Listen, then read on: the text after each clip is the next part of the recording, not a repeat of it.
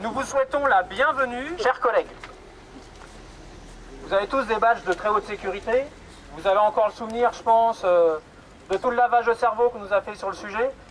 Je pense qu'ils ne vont pas vous servir beaucoup maintenant. Donc, allez-y. Il y a une poubelle, elle est à votre disposition. Donc, à propos de ce lavage de cerveau, je ne sais pas si vous vous souvenez de ce qu'on nous a raconté à l'époque. On nous a dit attention, les espions sont parmi nous. On nous a dit aussi surveillez-vous les uns les autres. Méfiez-vous de tout ce qui est anormal. Signalez à votre hiérarchie tout ce qui vous paraît étrange. Bon, je ne sais pas si vous vous souvenez, on a essayé, nous, de signaler à notre hiérarchie ce qui nous paraissait étrange. On leur a dit, mais c'est quand même étonnant, il y a des trucs... Oui, allez-y, allez-y. Oui. Nous, on avait bien vu des trucs étranges qu'on a signalés à notre hiérarchie. On leur a dit, il est quand même étrange de voir que nos produits partent à Magalore. Est-ce que c'est normal? Alors, notre direction nous a répondu, ben, bien sûr, c'est normal, il faut sécuriser, c'est des produits stratégiques. T'en vas pas avec ce bignou.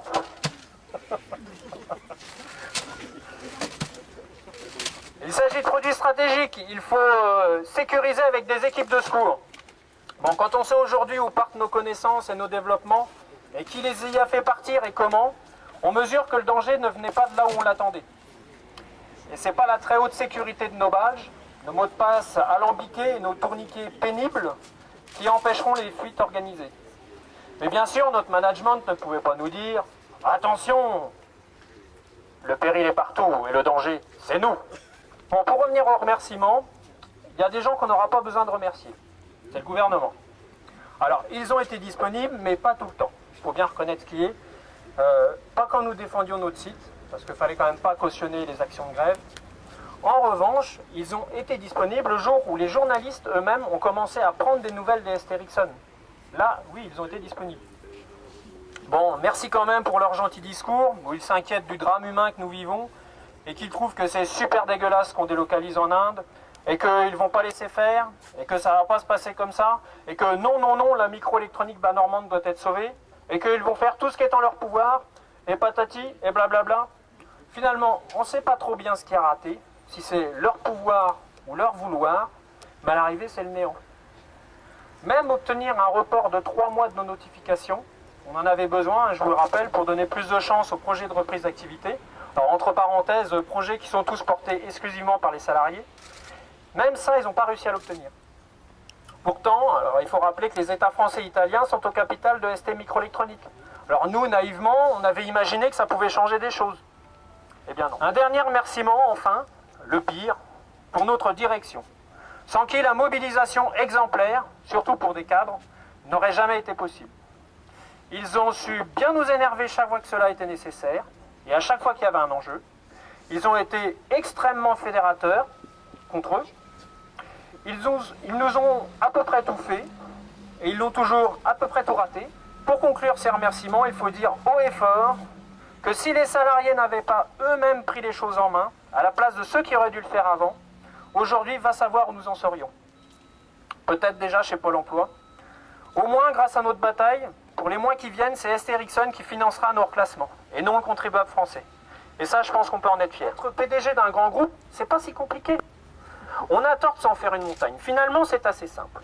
Il suffit de maîtriser un vocabulaire d'une dizaine de mots-clés, il n'y a pas besoin d'en avoir 50. Je ne vais pas tous vous les dire, mais performance, excellence, profitabilité, proactivité, etc., etc. Alors bien sûr, il faut les dire en anglais. Alors le nec plus ultra, c'est d'arriver à faire croire qu'on est tellement international qu'on ne sait même plus parler français correctement. Ça, c'est vraiment le top du top. Le jour où il faut prendre des décisions, il faut déclarer avec beaucoup d'aplomb. Alors même si on n'en sait fichtrement rien, hein. Donc là, il me faudrait me fermer ceci, ici, il me faudrait supprimer ces emplois-là, là, vous m'en virez 30%, ça je garde, ça je jette, ça je vends, ça je rachète. Alors évidemment, quand on pilote de façon arbitraire comme ça produit un certain nombre de dégâts. Donc, mais c'est pas si grave, parce qu'en dessous, les opérationnels se démèneront pour réparer toutes les conséquences dramatiques que vous aurez engendrées. Alors, malgré tout, si le bilan est vraiment trop mauvais, par exemple, alors c'est un exemple au hasard, hein, toute similitude avec une situation que vous pourriez connaître par ailleurs, bien sûr, serait fortuite. Bon, admettons que la société passe de la 2e place à la 4e place mondiale, après avoir, peut-être à tort, supprimé un bon quart de ses effectifs. Mais c'est un exemple au hasard. Hein. On conserve le même aplomb, hein, quand on est PDG, c'est pas dur, hein. Il suffit d'être suffisamment culotté puis de dire ah, vous comprenez, le taux euro-dollar,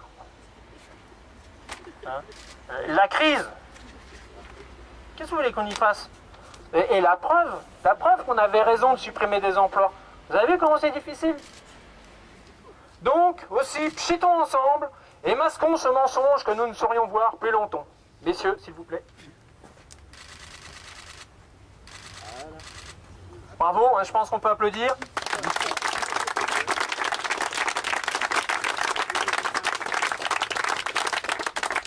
Ceci n'est que la première pierre que nous déposons. Mais comme nous, on a toujours aimé le travail bien fait et bien terminé, nous allons finir le boulot. Je vous propose donc que nous nous rendions en cortège, dans la plus grande solennité, procéder à la dépose de la plaque à l'entrée du campus pour la remplacer par l'hommage que nous, les salariés de l'impossible, nous aimerions rendre à ce qui fut un doux rêve que malheureusement notre haut management n'a pas été foutu de transformer en réalité durable. Une fois ceci fait, il sera temps pour nous de passer notre chemin et d'aller noyer notre peine là où nos produits et nos développements nous ont déjà précédés, quelque part en Orient, loin des terres qui nous ont vu naître, là où la vie est si simple, là où le syndicalisme ne complique pas encore le quotidien des dirigeants des grands groupes, là où on ne perd pas son temps à réclamer de bonnes conditions de travail, des augmentations, le paiement des heures supplémentaires, là où on travaille plus pour travailler plus. Pour conclure, ce plateau de Colombelle est un haut lieu de mémoire industrielle, il en a vu d'autres.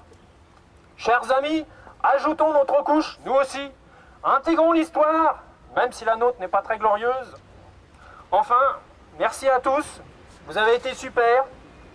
Je suis super fier d'avoir participé à cette lutte et je suis heureux que nous soyons encore tous ici aujourd'hui, et là je l'ai marqué en gros sur mon papier, ensemble.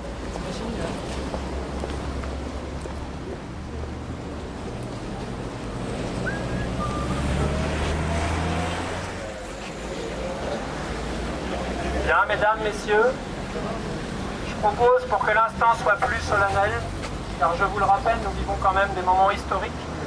Nous intégrons l'histoire, soyez-en tous conscients. Je propose que nous opérions, que nous procédions à la dépose de cette plaque en silence.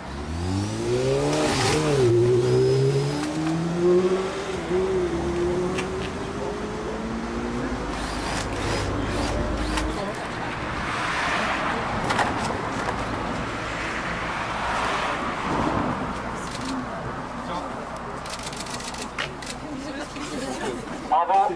AS Ericsson Camp qui n'aura vécu sur le site qu'à peine 1 an et demi et ses 114 salariés sacrifiés. C'est quel siège?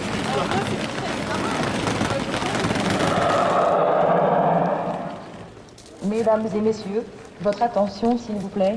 Les passagers du vol Ericsson numéro 740 à destination de Bangalore en Inde sont priés de se présenter porte 2 pour embarquement immédiat. Je répète, embarquement immédiat porte 2.